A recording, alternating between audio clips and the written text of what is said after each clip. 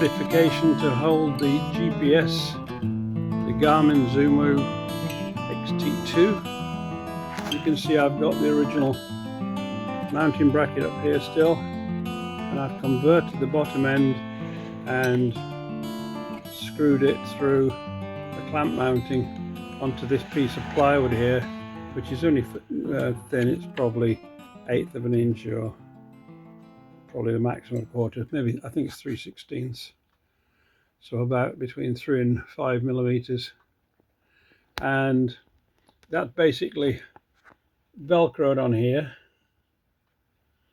There I slid a piece of card between the two surfaces of velcro so that it didn't stick immediately, so I could slide it in and out, and then I pulled the card out and then press down on it.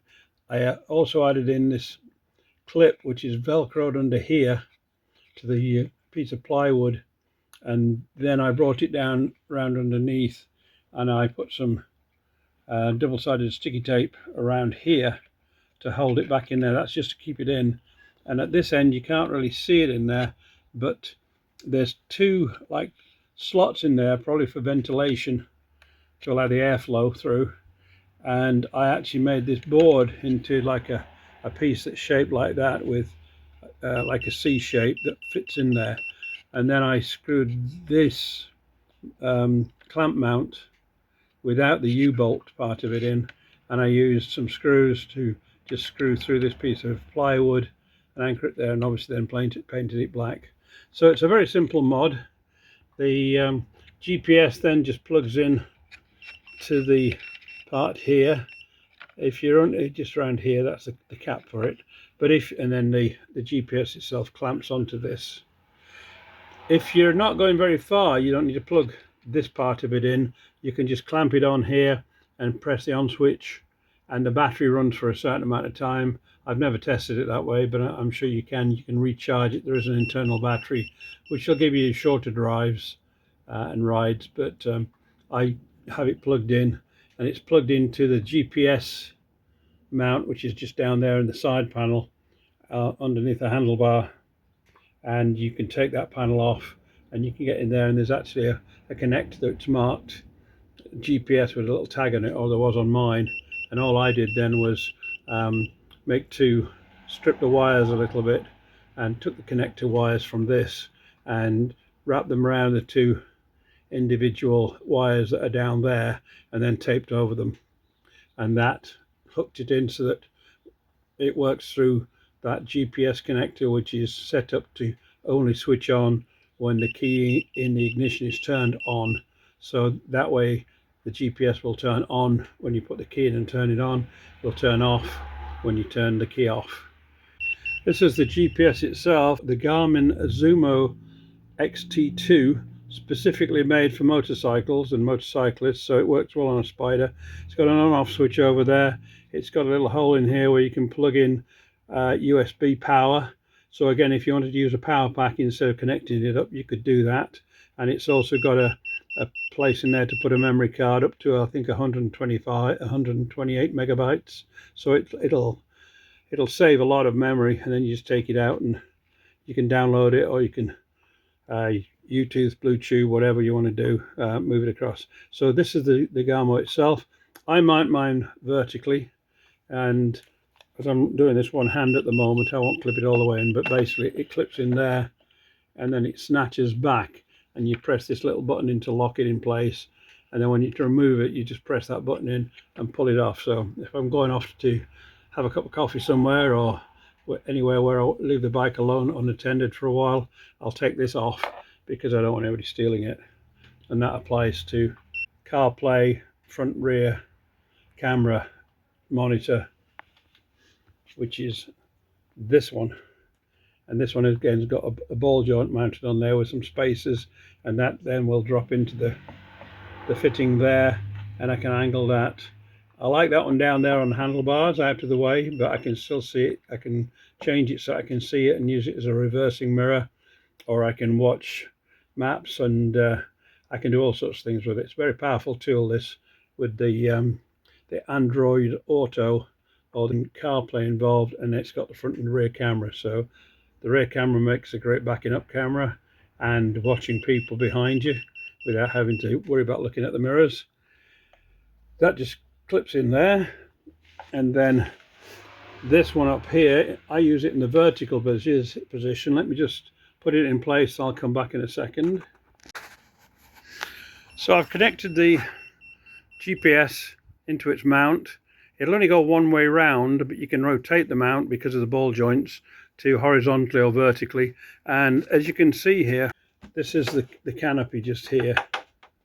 And so I've got it in here, and it's in my line of sight, but it's actually, when I'm looking, I can see the whole road, and then I can just glance very easily down onto this, and I can see the GPS itself, and I can do the appropriate actions and things. I don't play with it while I'm riding, but it's in my line of sight rather than down here, which I have to look down for. I don't like it down there, anywhere along here, but up there I found is the perfect place, which is why I made this special mount. So if you make a little mount, you can use most of the fittings that come with the Garmin Zumo XT2. If you buy the one that has the mounting kit with it, the ball joint kit, or you can buy the ball joint kits separately, which is what I also do. There's another one of them, and they are great for mounting things all over the place. I've actually got 3 on here. I've got one here which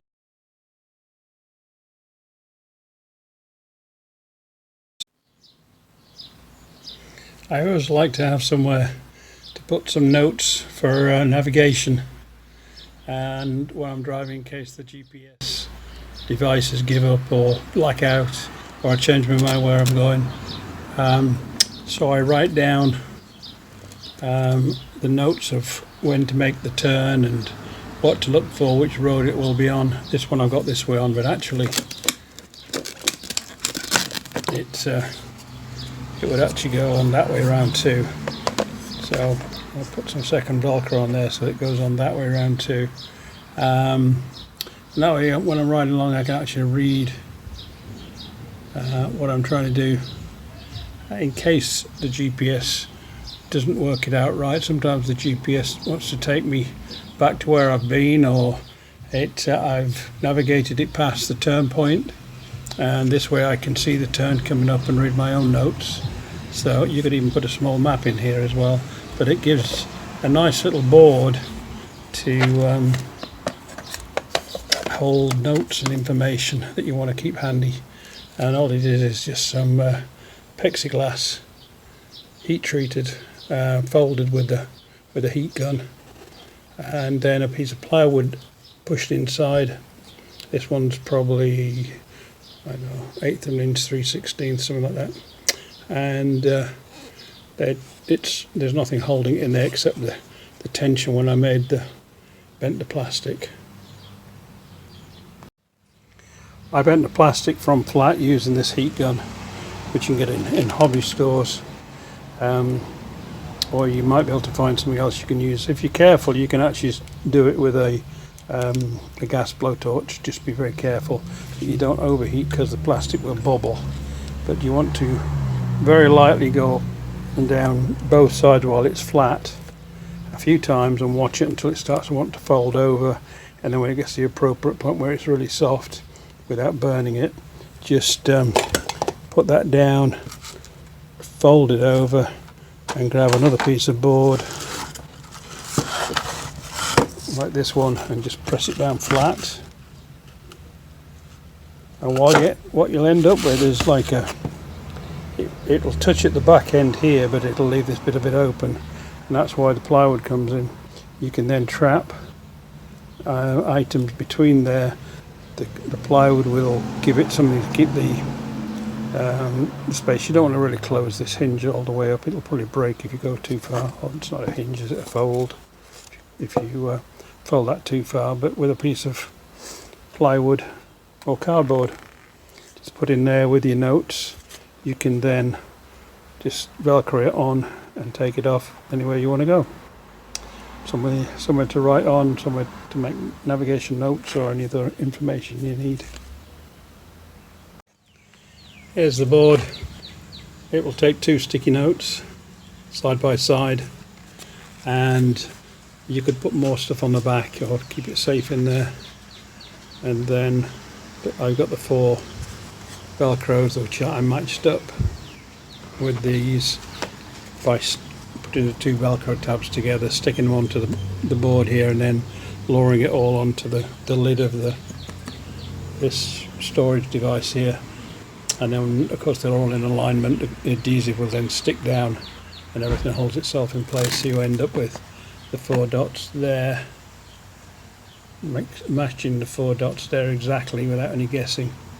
And like I say, it's just fold it velcro to velcro, sticky on the outside, sticky on the outside, stick them to the board, all of them, all 4, and then when you apply it here, the sticky side goes down and makes attachment to this lid, and then when you press it on, it's quite secure, and the lid can be opened as usual, but if you click it down, it's not going to go anywhere.